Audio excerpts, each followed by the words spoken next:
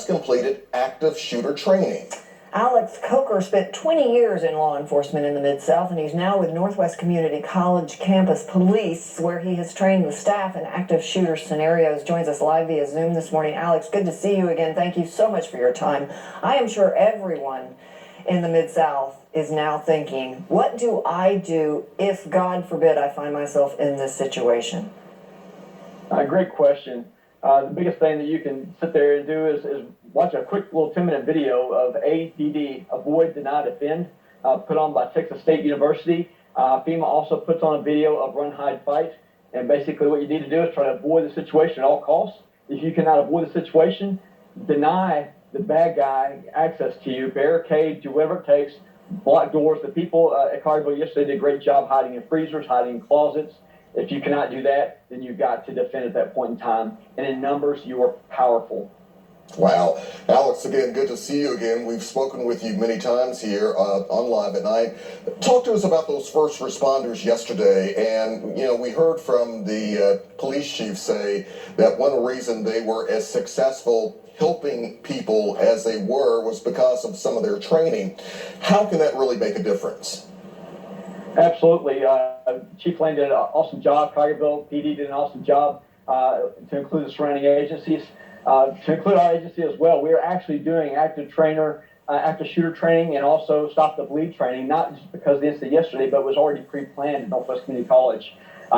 Training also surrounding agencies to come together to work as one unit, also including EMS and fire. In the past, it's always been that EMS and fire cannot come in unless the scene is safe. Just like with CPR, the first thing you say is the scene safe? Now we're training EMS and fire as well to come in as part of a total package. They're getting body armor and coming in right behind us because minutes count, you know, when you have like an arterial bleed, and they need to come in there and be able to stop that bleed as we're clearing those rooms and clearing those hallways. And so many companies are also, and schools are also doing some active shooter training. In fact, I spoke this morning with someone with Kroger's corporate office, and they had completed some, were very praiseworthy of the employees there who followed the protocols. I am curious, we're in a situation right now where with permitless carry and things like that, many more people are carrying weapons. If you're shopping in a grocery store and you have a weapon, should you ever engage a shooter?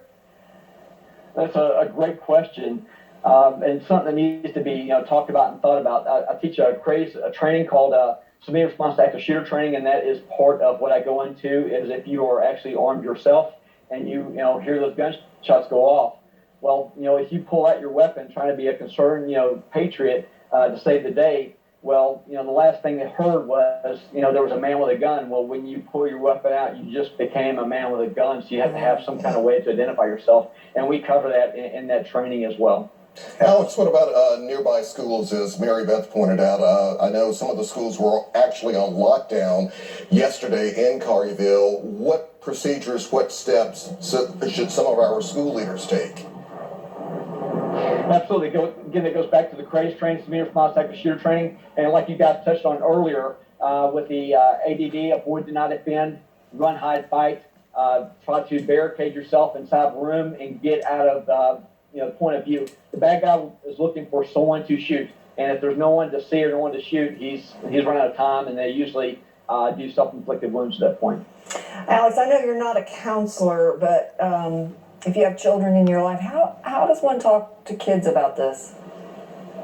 Absolutely, it's a very tough subject, and that goes back to believing in God and knowing that one day we're all going to meet our Maker, and having a church gathering, and having those youth counselors there to have access to, along with other psychiatric counselors as well, is a good point of contact. But like I said, having your heart right with God, and knowing that one day you're going to meet your Maker, and knowing your heart's at is what it means. I can tell this is emotional for you, even as long as you spent in law enforcement. It is a horrible, horrible thing to have. Especially for our first responders who are there on the scene. Again, as we say, it's almost cliche, rushing in before anybody else does. Right.